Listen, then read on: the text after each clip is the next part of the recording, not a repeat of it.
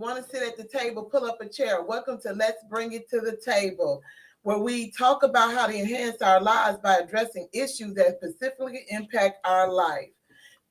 Today we have on the panel Emily and Alois, and I am Sonia, your host. And today we're going to talk about the book named Who Moved My Cheese. It's a good book. It's a real good read. Um, some people might not see it as such because it's such a quick read. It's for all ages, even your can read this and really gets and really impact their lives from reading this book. Um, it's just a simple parable, but it got a profound truth about change. There's several characters. You got Sniff and Scurry. You got two little people, Sniff and Scurry of the mice. You got two little people called Him and Haw. And the metaphor of this is the cheese. When you look at this, it's about what what it has to do with your life.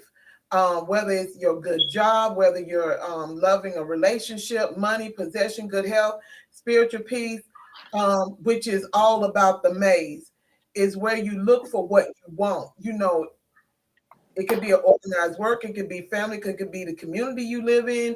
It all comes into play when you read this. Like I was saying, they have the characters. You got finding the cheese, no cheese. You got the mice. Meanwhile, you got the maze along with the little people, him and her. Um, Let me give you this because of the book. Sniff, who would always sniffing things out, he always sniffed out change early. Scurry, he was the one who scurried into action.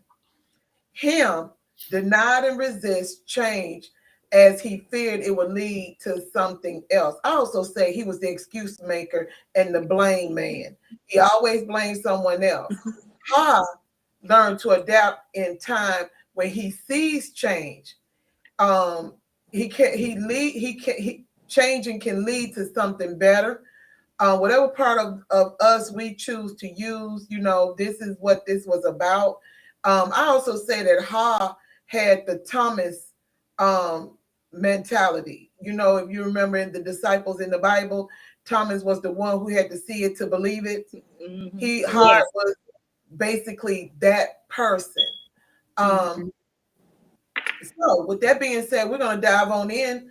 So overall, Alois and Emily, what did y'all think about the book overall?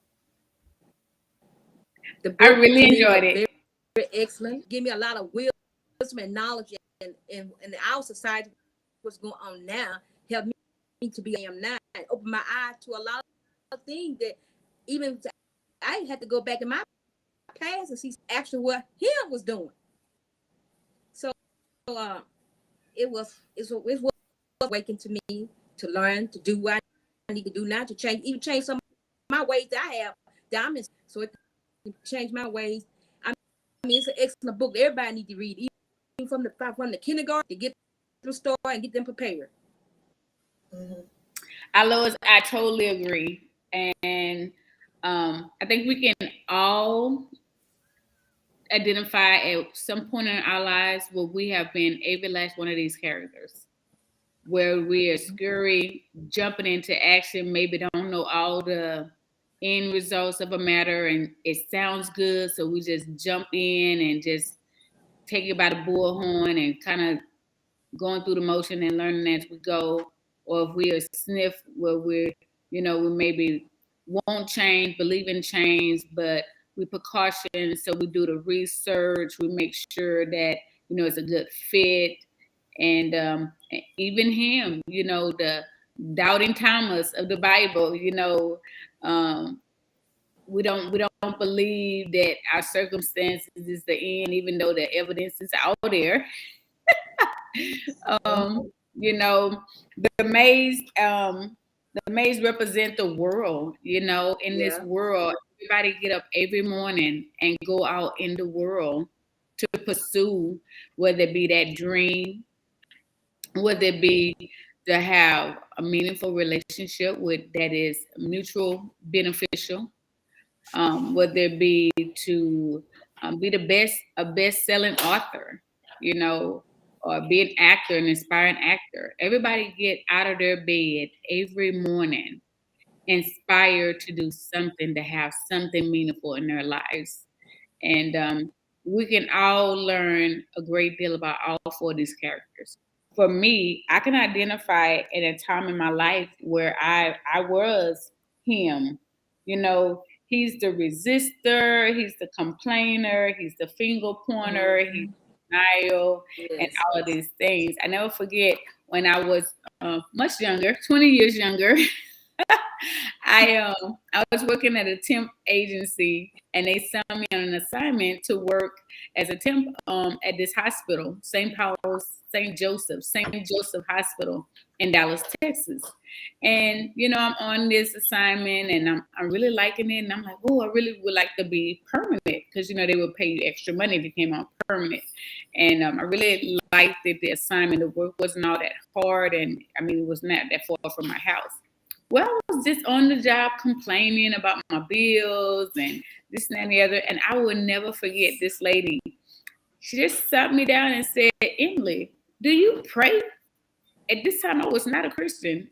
And I'm thinking to myself, why do I need to pray? I need money. She was like,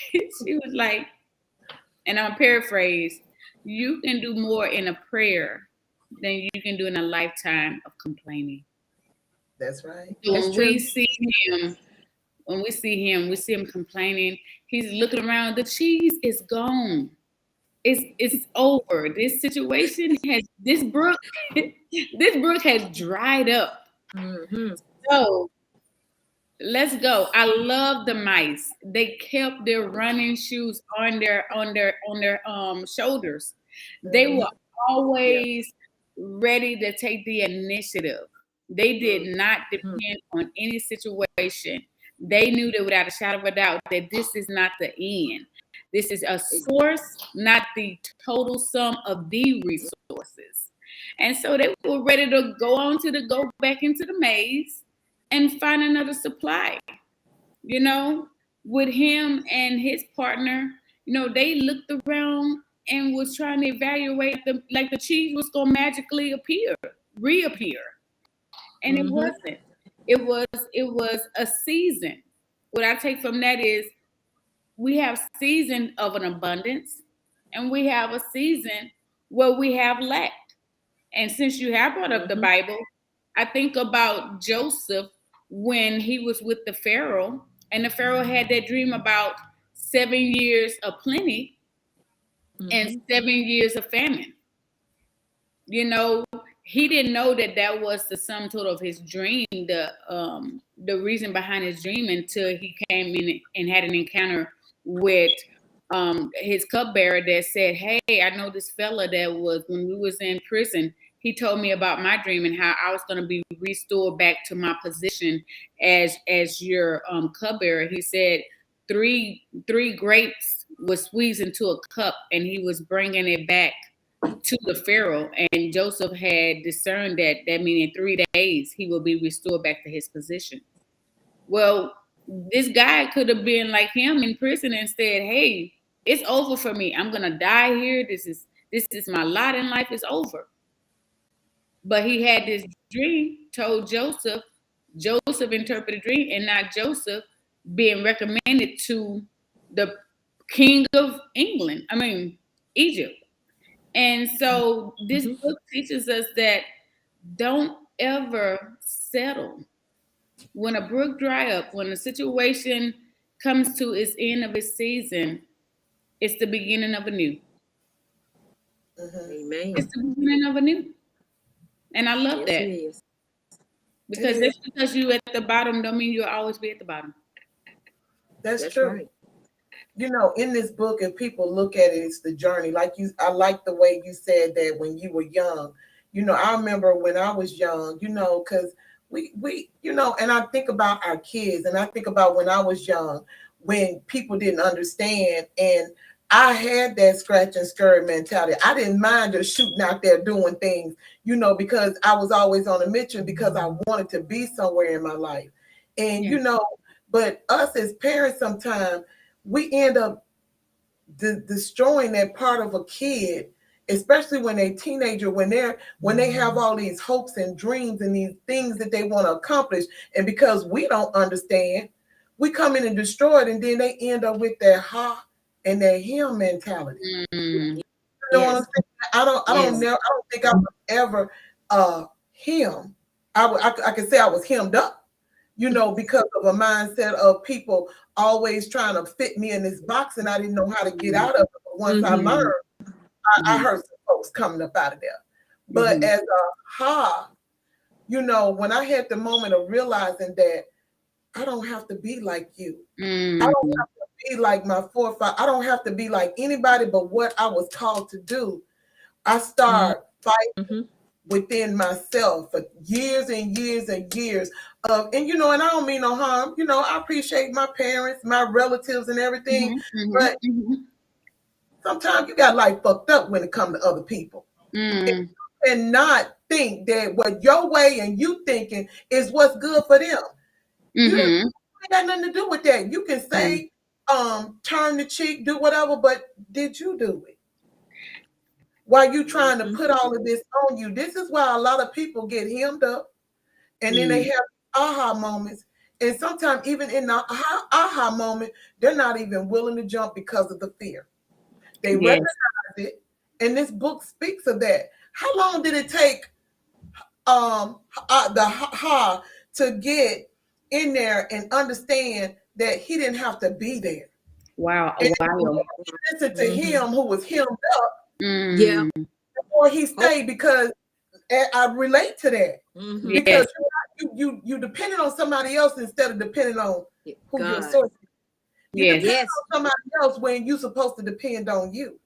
You're not supposed to depend on other people when it comes to your drive and what you do. And when he had that aha moment and he saw, I guarantee you, him got hemmed up and him died because him didn't understand, and him was always blaming. He blamed the cheese being disappeared. He said everybody ate cheese, and he was sitting up there getting his belly full too. You did nothing else. And I love the way the book tells us that every day they evaluated how much cheese they had left. They were managers. You have to be a manager of your resources. If you don't, you will find yourself empty. They manage. And when it was depleted, they was like, okay. They put back on their running shoes. They got back in the race. In the maze. They dust themselves off and said, hey, they had a great attitude. Yeah. First of all, your mentality is going to show in every situation. For me, I actually, my husband always tell me, he said, you function in high stress like nobody have ever seen. Anybody else would have. He said you work better when you under pressure.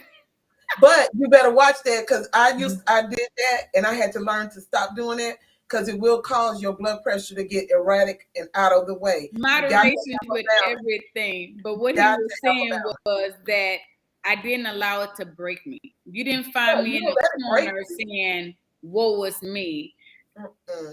I looked at the situation. I look at situations for what they are, and I assess it. You know, you have to assess your situation. You have to manage your resources, and you have to have an open mind. You do. And you have to understand that one stream is not the sum total of all streams. It really is not. You know, and when something dry up, it's just that season. Some people get stuck in seasons and never move forward, and they don't know how. I mean, they might can see all the resources available, but they don't have the discerning. I like what you're saying, and I agree totally. But and that doesn't cancel. This but does not cancel what she said. It does not digress from what she said, because she got a great point. But we have to understand also, that, you know, people, especially some of them when they're old or whatever, they done gave up. The him in them has given up, and they don't even realize they have to give up. They let an age of a number define how their life is supposed to be. They let life tell them that you're old, so you're supposed to die. You know what I'm saying? They don't realize that they can have a long life. They don't realize that, you know, that they can be wherever they want to be. I know a woman that was in her 80s got her doctorate. You know, you can do anything you decide to do. It's not about what society say. It's about what he and you say. If you say you're gonna live your end days, like my mom always says, she's 79 years old, and she said my latter days are gonna be my greater days. And that's how her and my dad live. That's why they're being prosperous and everything. You have to, that mindset, the mentality. But I know many of my dad's friends, when they got at a certain age, because their parents died at that age, they took that as this is what was going to happen, and it happened. You can't let what life show you be the end result. No, you cannot. Plant your own seeds. Should grow. And Pat got a comment. Oh, yes. I'm sorry. Thank you. Thank you for telling me. I'm sorry, Petronella. Some people may need a little push. Yeah, that's true. That is so true. That's them hard. Sometimes you have to push them and encourage them, but them him, they ain't moving. Well, honey, I was him. And when that lady on that Tim job told me, and she said, do you pray? I kind of got like a little pause and was like, are you criticizing me? But then when I really took the heed her word, because I was Catholic, and I know about the power of prayer. And so, honey, that was indeed, like Petronella said, that was the push I needed. You know, she didn't throw a billion scriptures at me. She didn't make me feel like I was insignificant or things of that nature. She just told me where the power were. She pointed me in the direction of the power. Some people put the power in, well, this is it for me. The power of their survival is, oh, well, I did this back then, and my life has already been the best it's gonna be. My cheese was moved, so I went looking for it. That's what Pat said. So, yes, she did. When she told me that, honey, I went home, and let me tell you, I began to pray like my life depended on it, because it did. What it did was it shifted my focus from my depletion of my resources to the source of our resources. And I think it was maybe a year later, me and my 4 going on 5-year-old, we were headed to Georgia. Just a shift of my mentality, a shift of my focus, feeling empowered. I was able to just come out of that him mentality and be like Skirts. Okay, it's time to go. Okay, it's time to go. This is where you want me to go, Lord? Okay, here I am. I'm going. You know something else too, when you look at it, in the book, because every day they were in the maze, right? Yes. So when you look at the mice, Snip and Scurry, Yep. They were already labeled as possessing simple brains and good instincts. For what they had to be. It was. And him and Ha was complex brains filled with many and emotions. So and fear. Who was the smartest? A complex brain don't make you the smartest. Sometimes because I'm an overthinker, and I overthink everything. Even when people talk to me, I'm overthinking stuff. But I do understand one thing. When the frustration and confusion come to play, it's always the simplest answer that gives way. Yes. That's what, that's what those mice represent. Yeah. That sometimes the easiest path is the best path. That simple. Best one. They didn't worry about anything else. Like y'all said, Mm-mm. they just knew that it was a certain time, that simple instinct that's embedded. And we got it too. We It's all not got like instinct. it's not other animals. Yes. We have that same instinct, but guess what? We choose not to because Not to, yeah. Oh, we'll dummy it down. We'll dummy it down. Yeah. Like we were talking about last week, people that been on job for 20 years and things of that nature. Me and you just had a conversation about that, and they wonder, like, what I did with my life. Filled with regret. I've been in this one position, this one role, this one department for 20 plus years, and I don't have nothing to show for it, but maybe a pen, maybe a goodie bag. You know, look at that guy that was at Burger King. He'd been on his job almost 30 years. They gave him a goodie bag. Wow. Goodie bag. Now, granted, he had a lot of kids and he got comfortable and he loved his job, but they did appreciated him. And then they took his story and I think they did a TikTok video of or whatever. And honey, they raised over $100,000. People around the globe appreciate him more than Burger King. More. But that's how life is. But that's how life is. That's how corporations do. No matter where you are. Not necessarily. That's how he chose to have. He chose that. Because he accept that. Because that's their way of appreciate you. That's what they do. So, he accepted it. He didn't have to. He could have did more. No. And he said he liked his job. He was completely with great satisfactory that I had a job. I think he sent his kids to school and different things of that nature. And he was very grateful for the job. And I don't want people to think that I'm dumbing down being grateful. But my pastor did talk about how you can be grateful, but don't become complacent. I feel like he became complacent. And I think even a little bit of fear was there you got a job, stick it out, it's better than nothing. When you have that better than nothing mentality, everything gonna seem fear-based. You're gonna start operating through fear-based. Exactly.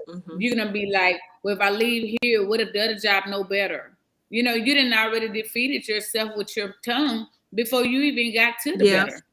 You never killed it. Talk yourself out anything. Because then so let's say, he stayed in Burger King.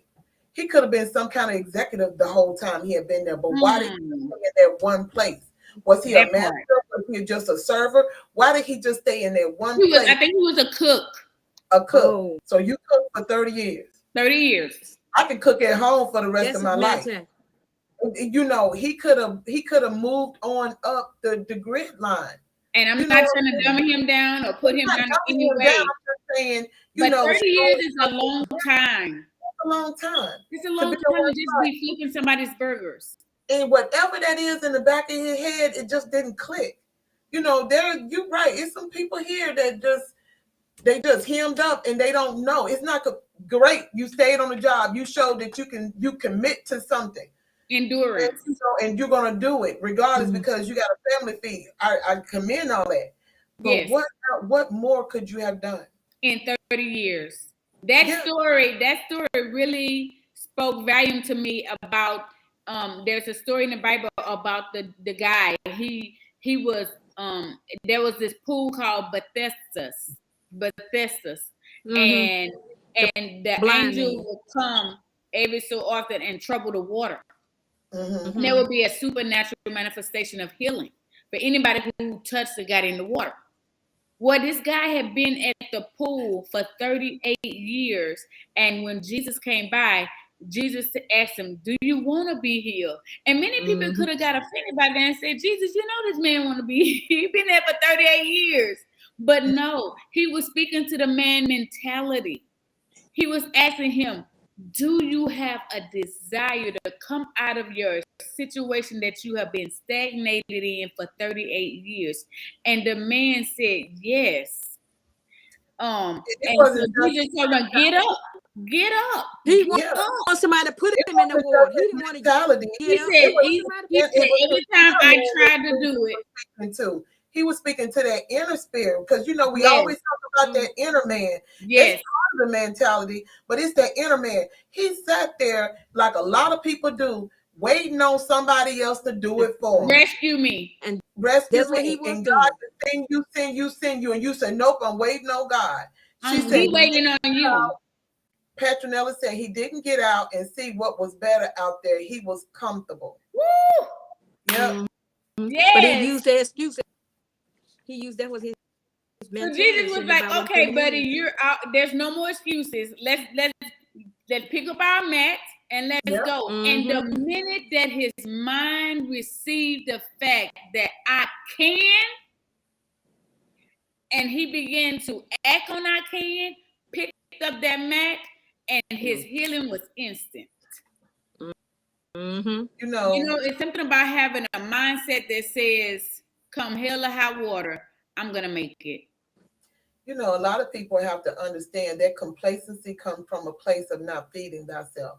Yep. Anybody can pick up a fork and put in a food, but if you're not going to your source, if you're not talking and setting your mind with God, aligning to Him, once that inner man, that inner spirit of you dies, Yes, the flesh dies along with it. yes, Mm-hmm. You are the walking dead. If you Yes. don't let your flesh live, if you don't let that Leave. inner spirit live and have more control over that flesh, Yes, you are the walking dead. yes, You get what I'm saying? yeah. You are the walking dead. Mm-hmm. Petronella said, she typing fast, y'all. You must expand your borders. See what's in the world that you would want what you see. Expand your borders. True, because if you don't think outside the box, Yes. because that's your border. If you don't think outside the box, you're gonna forever be in the box. Yes. It might sound crazy to others, but if you have that mindset to move, then move. Be that scratch and scurry. Don't worry about like how was like we do, overthinking, questioning every single inclination and listening to other people instead of just moving. You got to move something to be something. Yes. You got to, and no matter what nobody say, even if it looks crazy, do it anyway. I love the way Joyce Meyer said. She said, even if that's not the way, she said, at least start moving in that direction. Don't be complacent. Don't be so fear-based that you never try. I mean, it's a part of the journey. You're gonna have those mountaintop moments, and you're gonna have those valley moments. It's a journey. No one escapes pain. Yeah. You're gonna go through disappointment. You're gonna go through changes in your body, changes, mentally and emotionally. But you absolutely cannot give up. Bestie just said, "Can I flip it?" Yes, Bestie, you can flip it. The guy at Burger King, can it be that God used him and rewarded him for being faithful and being there? How many people do you think he helped? That's true. You're right. Agree, that way. I agree. It could be that way. You're right. And he got $100,000 reward. So yes, sir. Because he stayed there and he was of service and he got that money. So $100,000. You're exactly right. Absolutely. And like I said, I was not trying to dummy him down in any way because I listened to the guy. He was on Good Morning America. And honey, you can actually feel the humility oozing out of him. He had a great reward, said Pat. Yeah, you can literally feel it. And I think that they wanted to get the money so that he can go see his daughter and his grandbabies. Okay. And so what Good Morning America did was they flipped it. They had his daughter and her grandbabies already at the station. Oh, and that's so when they awesome. came out, he broke. He just broke down because he was being a faithful servant. But honey, you could tell in those tears he was tired. And he did want change. He just didn't know. He didn't know how to for 30 years. He didn't have the resources or he didn't make a move. And so $100,000 did give him a lot of options that he didn't have before. Well, that when God open that blessing, blessing, blessing. Yes, the floodgates. Yeah. I call that 100,000 the floodgates. The floodgates. Yeah. Mhm. That was the floodgates. I don't know nobody who can't use $100,000 right now. I know that's right. That's true. Yes. So yeah, this This- book is really powerful. I think I agree with you, like you said at the beginning. Everybody needs to read it. Everybody needs to understand that life is a maze. You're gonna come into those walls. Your resources gonna deplete, but there's always another way. There's always options. That Even book if you don't want to explore those options, they're there. Yeah. Yeah, I believe that they're that'd be a there. good teacher for kids. Kids need to Yeah, learn at the everybody. age I, of 5. I put it out there and At get the age of 5, you in the they group. need to learn all that. Yeah, everybody should. Your kid, I'm telling you, a 5-year-old could understand it.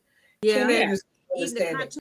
cartoon. If you teach it in the right form, a lot of businesses use this as a way of getting their workers to work harder. Yes. But no, Or this is not They're the one they want to get rid of. yeah, that too. But that's not what this book is for. It's about you doing what you can in your life to make the change that you need. When you like situations, the writing on the wall, COVID. How many people, when this was going on, how many companies strategized before the downfall? Or was it they went to the last minute and they scurried around trying to get things together in a chaos field? When there was other companies that had already went in when they heard that this was here and it was hidden and everybody was going. In February, most of the major companies, some of them had already gave their people laptops or computers or told them to pack up everything on your desk, including your computer, and take it home. Yes. And they let the IT figure it out how to get them in and remote into the office and stuff. Yes. But some of them, they waited to the very last minute when the state or the government said, everybody out of the office. Mandatory. Yeah. Great leadership should always have a comeback plan. Emergency. So that you don't go down. If you're a company that's been around since 1915 and you done made just billions of dollars, you should have a team that is structured that can handle any type of pandemic or emergency situations.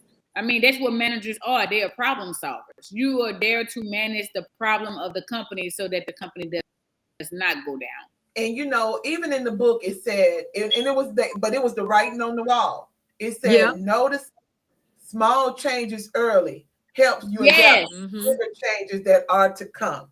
Yes. COVID didn't happen with a lot of companies. That didn't happen with a lot of people. A lot of people were still trotting around here. Police had to arrest them or force them to go home and stuff because they didn't want to go home. They didn't want to be at home. They didn't want to notice the small changes. Still going to clubs, still going to parks, still in big groups, spreading it more so. Yeah. They were in denial. They were.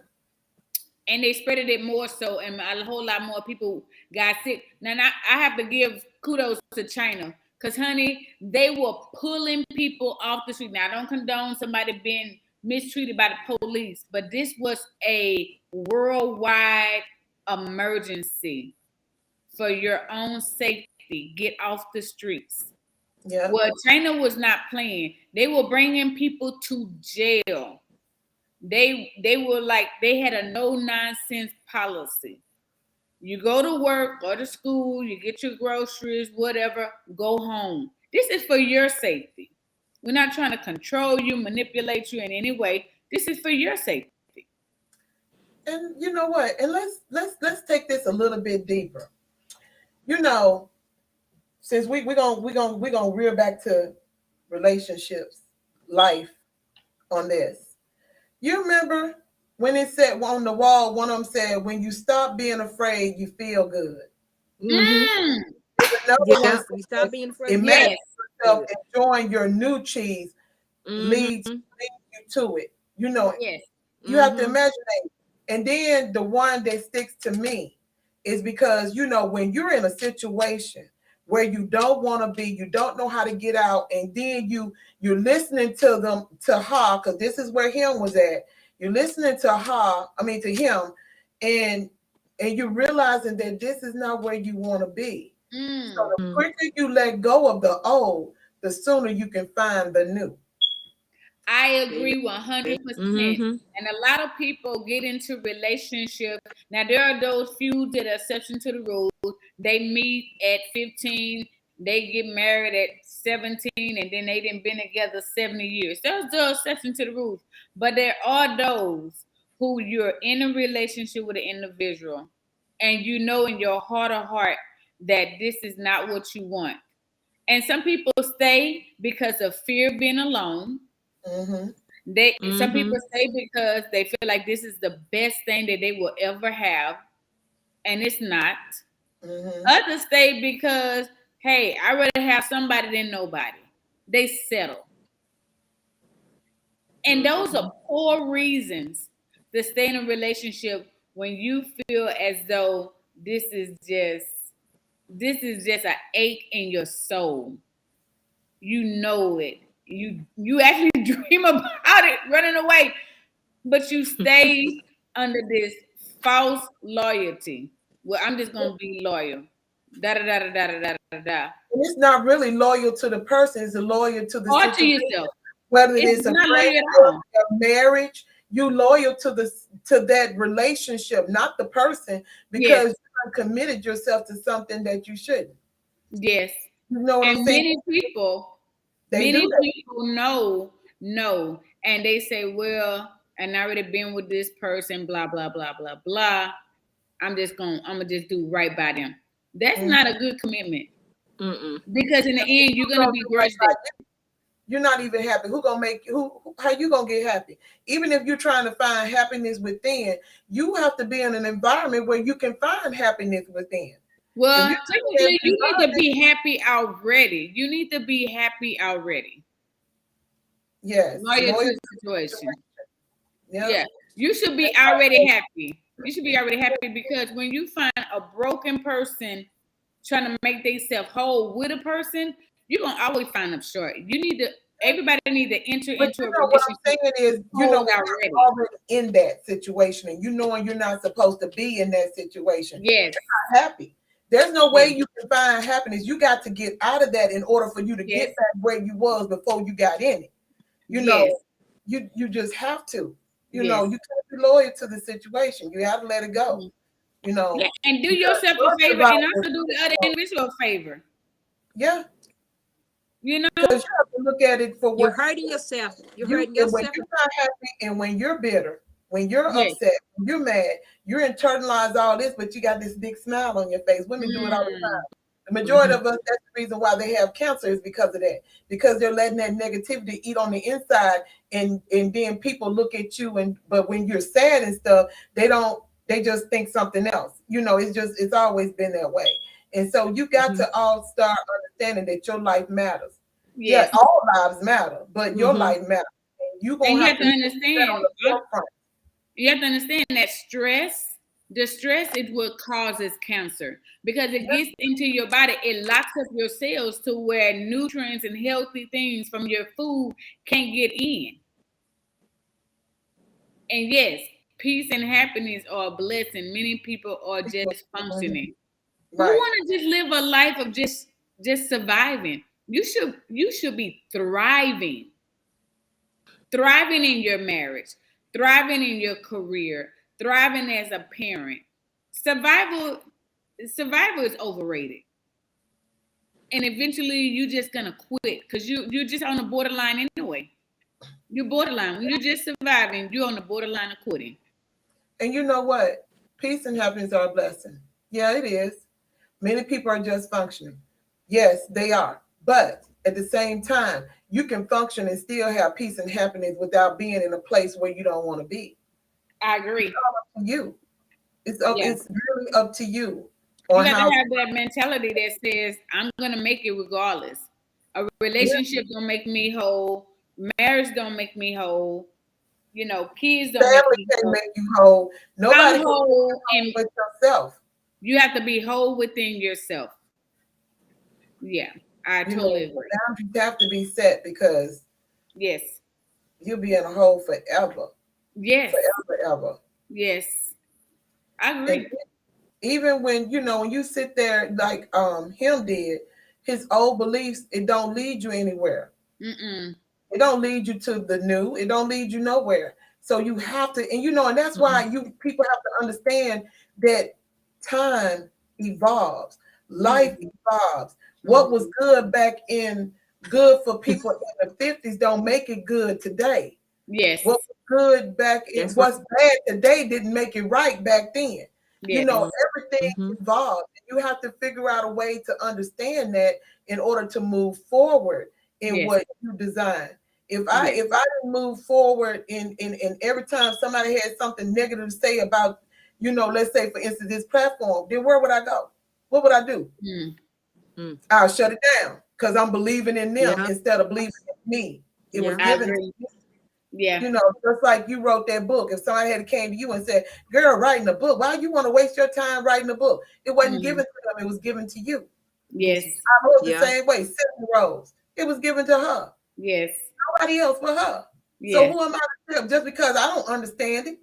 Them Cinnamon Rose Yes. doggone good. Why would I Yes. say, "No, you don't need to be wasting your time going through all those struggles to get where you want to be"? No, Yes. struggles make you. It makes you grow. It Yes. makes you build you. They You know, really do. think People about it. are afraid of struggles. That's why their dreams are lying doormat. Right. That's why the graveyard is filled with talent You because don't think somebody that Yeah. T-Bird told was hungry people when they that was running around looking for more cheese? Mm-hmm. Yeah, they were hungry, but they knew what the mission was. We got to Yeah. find more. More. This as is long sour as back you're here. trying, as long as you're trying, as long as you're trying, as long as you're No, knocking not on the trying, door. doing. Do it. Yeah. Get that Not trying trying, out your doing. vocabulary. As long Yes. as you're doing. Do it. Mm-hmm. Try is a word that will make you give up. You can't. That's right. You We have can't. to knock on doors. If you want something out of life, you're gonna have to knock on doors. And yes, you may receive some no's, but guess what? After about a million no's, there's a yes coming. I mean, just think about No, it. maybe Yes. not right now. Yeah. If Michael Jordan would have never kept going, he wouldn't have tennis shoes that are almost $300, if not already $1,000. $300. Mhm. Tennis shoes. Exactly. If he would have listened to them saying that he wasn't a good enough player, Yeah. honey, he's the GOAT, okay? You cannot. A lot of people who have made it to that type of status have heard no so many times. Yes, No, you but can somebody hear else 100 can be a no's, yes. but that one will turn your life around. You remember when Absolutely. That one. the cheese was gone when Hard left, was almost gone. If it wasn't gone, it was about to be gone, but it was sour, it was bad. They kept eating it Yes. anyway because they saw Mm-hmm. it and everything. Now, that was because of that complacency we were just talking Yes. about. But Hard had enough sense to leave it. Yes. Like I was saying, Scratch and Scurry had enough sense to know. And it Enough probably sense to was a go. little thing. It probably, because if you're a cheese connoisseur, or if you're a foodie, y'all know what I'm saying. If you go to a restaurant and you taste something, if it's fresh or if it's Yeah. bad or whatever. Especially Scratch and seafood. Yeah, Scratch and Scurry had that Mm-hmm. kind of concept Yeah. where when they went in there and they saw that, okay, wait a minute, this ain't tasting the same. It don't taste as fresh. Mm-hmm. Oh, Yes. it's time to go. And they was Yeah. willing to sacrifice a few days or whatever That's of right. being home, struggling through to get to the next. And when they got there, they found the mother load. And Yes. it took Okay. but my thing is I don't want nobody to have to suffer like that, but I know you have to. Yeah. I know you have to. I love that. Becky said correct is only taking one test. Yes. Yeah, only take one test. Yes. It only takes one. Just one. And what I also like about Hugh was he learned to adapt. Mm-hmm. He had a very adaptable mind.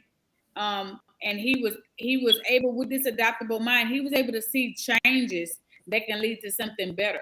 To that other cheese station. But if he Yep. just would have stayed there with that mold cheese, which would have turned into blue cheese, everybody don't like. I don't like blue cheese. Okay, I I know that some people are like, well, it would have just turned into blue cheese. Everybody don't like blue cheese. I'm not a blue cheese person. You know, yes, you take lemons, and you make lemonade. Hey, the molded cheese, blue cheese. No.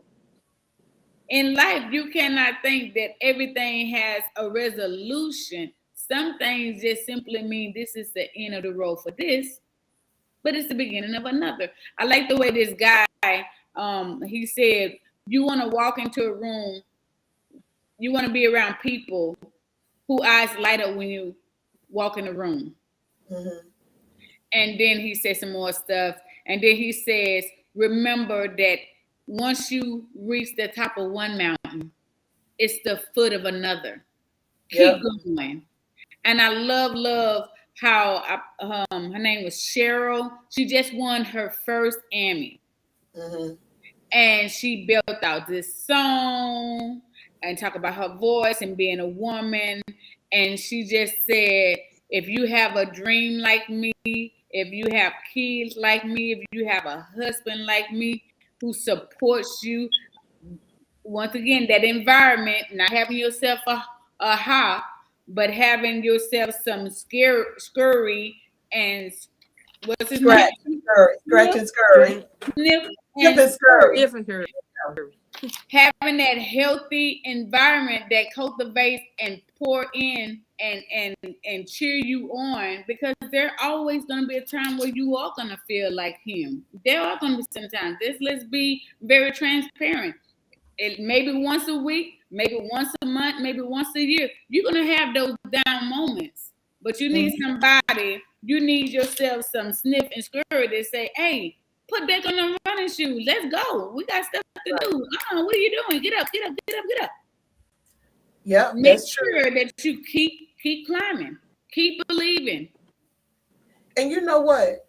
Remember near the end when he found the other mice and stuff, and they were living it up, cheering and all that. You know, there's a part where they were saying that he every once in a while he'll step out and he was thinking about him and wondering if he see the writings on the wall that he placed in order to help him get to where they were. Yes. When you think about that with today's life, when you put that out there for people and they see it. Oh, Cheryl, what did he say? Cheryl Pepsi Riley. You know, when they see those, do they stay? Those hymns in the way, do they allow their pride to say he don't know what he's talking about? You know, if he had stayed, you know, we could have figured this out. Why the cheese moved? Who moved it? But he changed. You know, even when after he stopped thinking about that. You know, because ain't nothing you can do about him. Him gonna stay where him at. So he decided now, because he was in this bountiful place, he didn't allow himself to get comfortable. I tell people that all the time. Don't get comfortable. Never get comfortable. And what he did was, to avoid being surprised of an unexpected of change, he started scurrying out, like scurrying and them. He scurried out to start just exploring other areas just in case. Amen. Right. Honey, you cannot allow people to be this chain and ball. If you have a dream, if you have a goal, if you know, when I this might be a little TMI, but when me and my sister were little, you know, when you little, y'all take baths together with your sibling. I don't know if y'all did that, but honey, my mom was just like, get in that tub and take a bath, get out. I will never forget. I told my sister, I said, I'm going to get married. I was a little girl, about 10 years old, 8, 10. I said, I'm going to get married. I said, I want to get married. I want to have 2 kids. I want a boy and a girl. I said, I want me a nice big house, you know, the whole white picket fence. I want all that. We were living in the projects. Living in the projects. My mom was a single mom. My dad was like a town or so over with extra kids, my siblings. And, you know, I was in that environment, but my mind wasn't. Exactly. It doesn't matter where you at. Whether you're on Burger King for 30 years, I know he still had dreams. Whether you in a project, you a single mom, a single dad, or you a grandparent raising your grandbabies because your kids is out there wilding. Just because you're in a situation, don't mean that situation got to have you. Yeah. I was this little girl taking a bath with my little sister, dreaming. And I said, I want my husband to have caramel light brown eyes.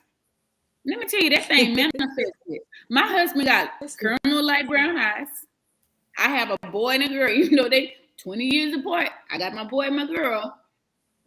You have to be so careful that you never let go of your dreams and go, no matter how long they take, no matter how you then maybe are stirred away from it. You can always come back. And it's never too late to see that dream come to pass. Everybody who used to go on those stages, those award stations, especially the Emmys, because they just not giving those away. They say don't ever give up. Don't ever. And I'm pretty sure that she got a boatload of testimony how it came about to get onto that stage where they voted her in for an Emmy. Yeah. Mm-hmm. You just because you're in that situation that feels hopeless, that feels like there's nothing happened, as long as you hold on and believe and take the steps to get in there, you will arrive. I believe that. I believe that because if you fall, how do we go? If you fall and you look up, you can stand up. If you stand up, you can walk away. There's no wrong to that. Mm-mm. It's all about the person. Yes. And so, our Lois, I got a question. It's three. One, who do you define yourself as now, or who you encourage to be now that relates in this book? And then on top of it, what do you do, like in the situation you're in now, what do you do in order to make the change that you want to see? Right now, like I said, I'm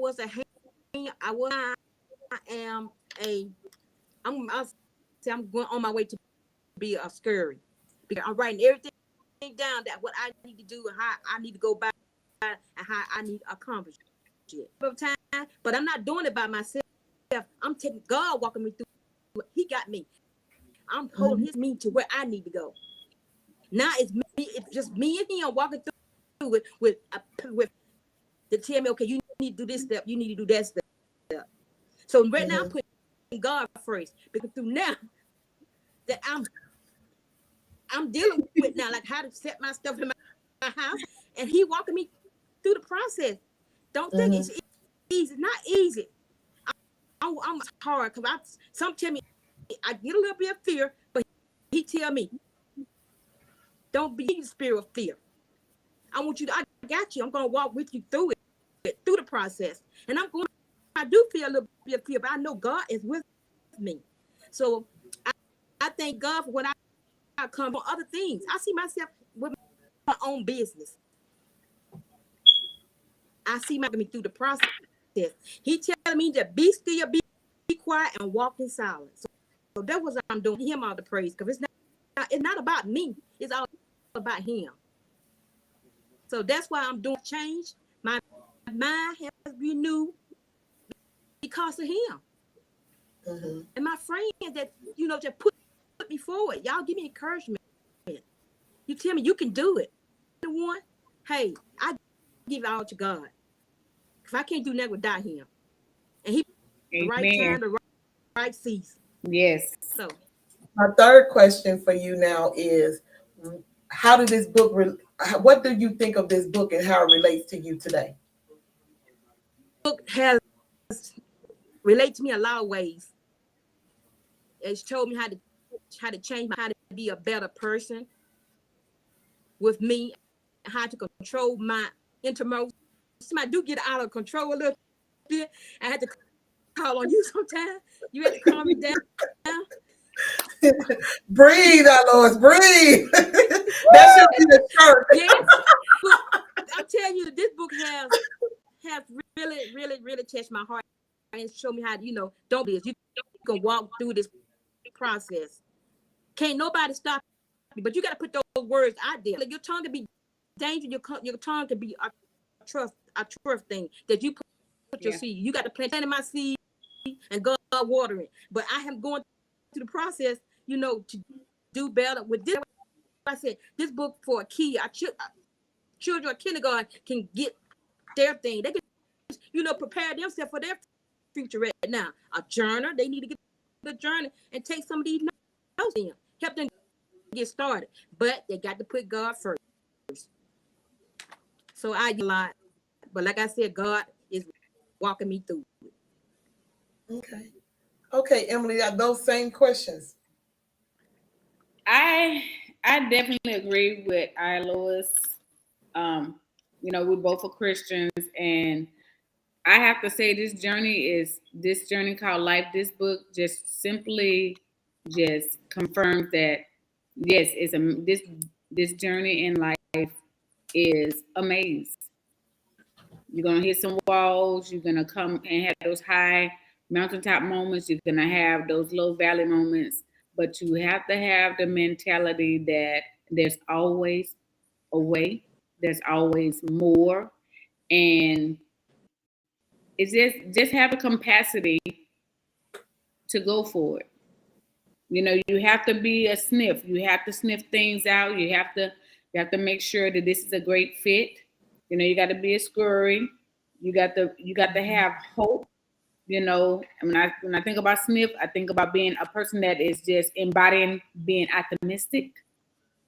When I think about scurry, I think about somebody who has expectation, who is very hopeful.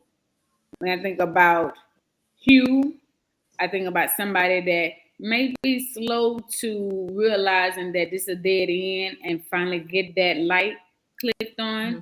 And then there's those him that just simply say, hey, who did it? Where is it? When I think about this book, I think about all the projects that I have to do and how I'm kind of like all of them. And it's like, okay, take the steps. Let's go. Let's move on. You done did this project. Now it's time for the next project. And you're thinking, whoo, but that last it's a work in process. It's a work in process. So where I am now, I have released him. Yes. And I'm ready to embark on these other projects and the journey that's gonna bring them. And it's just like, no, sleepless nights, blah, blah, blah. What this book means to me is hope. That's how I identify this book, that there is hope. And don't be a him. Even if you have a him moment, don't stay there. How I identify with where I am now, I'm a scurry. I'm inclined to being hopeful. I have expectation regardless of the depletion or areas in life, because when you're an entrepreneur, you are going to hear no. Mm-hmm. But someone's no doesn't always necessarily mean that end. Don't put no period there. Just put a little comma and keep it pushing. That part. And keep going. And definitely, if you are a believer, God will not give you an assignment and leave you in the middle of it. Amen. That's just not who he is. That's not how he works. And if he order it, he gonna pay for it. You just got to trust him. So that I totally agree. I put God wherever he want me to do it, however he want to do it. I'm a prayer. Ever since that woman had planted that seed in my life, do you pray? That was the end of that moment of being a him, but it wasn't the end of me being one. Because like I said, it's a journey. But I feel like I'm a scurry. I'm hopeful. I hope against hope. I don't care what it looks like. Okay. Walk through the process. Yep. Correct. Yay. I'm gonna say it again. If you don't have the book and you're on this and you're watching this live now or in the or you watch it later, get the book. If you're not a part of the group, come in the group. I have the PFD form, the ebook, so you can read it. It helps you get an understanding of things. You know, this world, you can't let the world lead you. You have to lead the world. And when I say that, I'm not talking about this big old world that we live in. I'm talking about the world that you live in within your own surroundings and yourself. Because, you know, when I said be the change that you want to see in the world, what they got going on out there, the wars, the killings and everything, it's not for you to worry about what other men decide to do. It's what you're going to do for you and what you have. And how you're gonna make it your best days, you know, because we're here. What other choices we have? Either we're gonna see doom or gloom, or we're gonna see rainbows and unicorns. I prefer to see rainbows and unicorns. I see what's going on over there in doom and gloom, but I'm not gonna be a part of doom and gloom.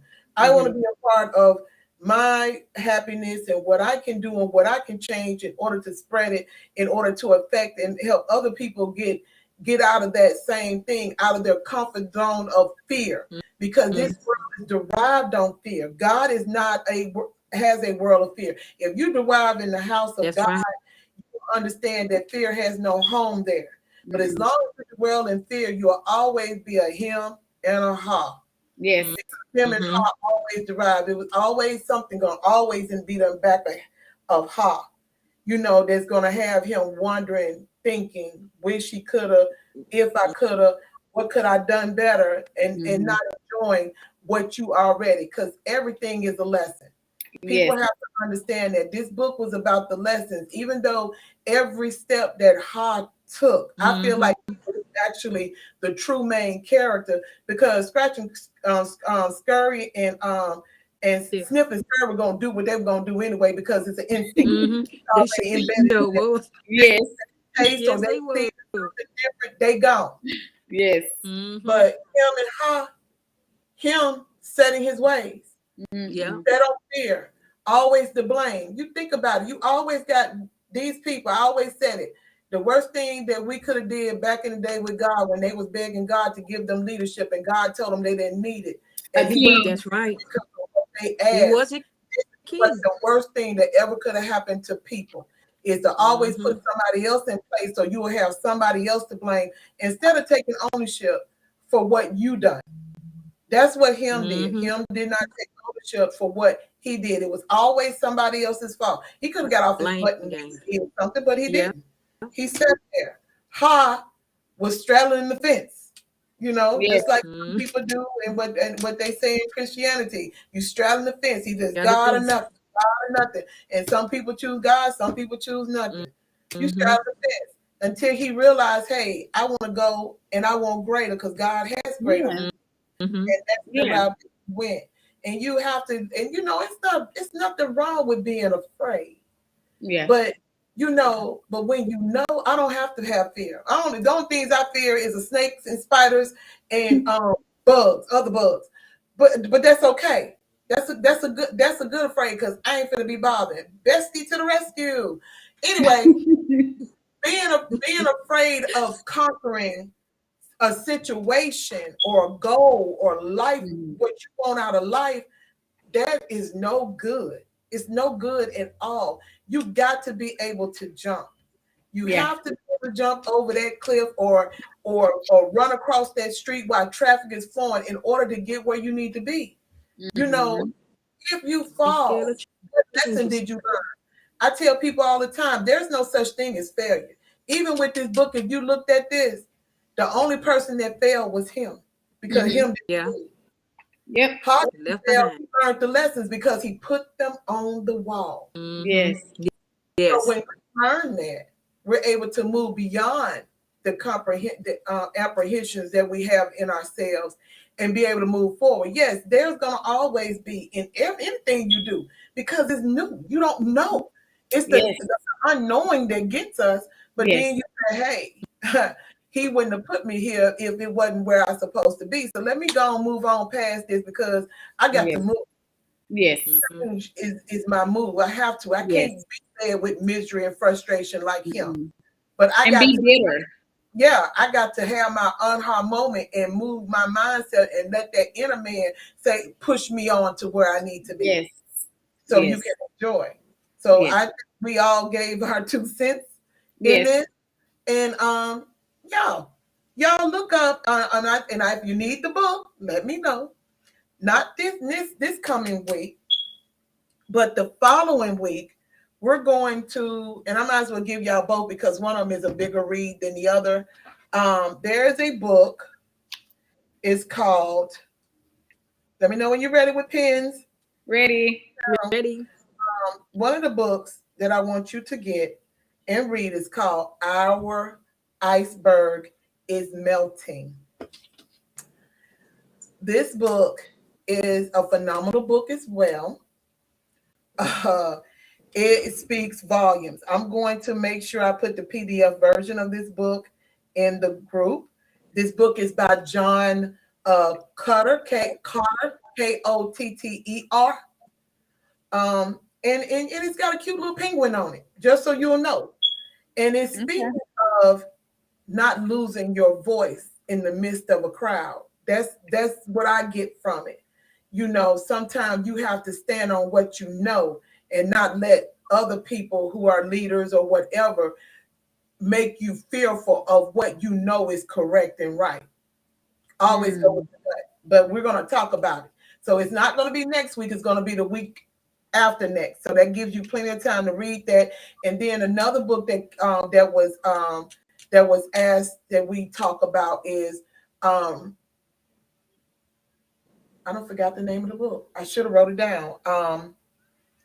It wasn't Rich Daddy, Poor Daddy. Learn and Grow Rich. I think that's the name of it.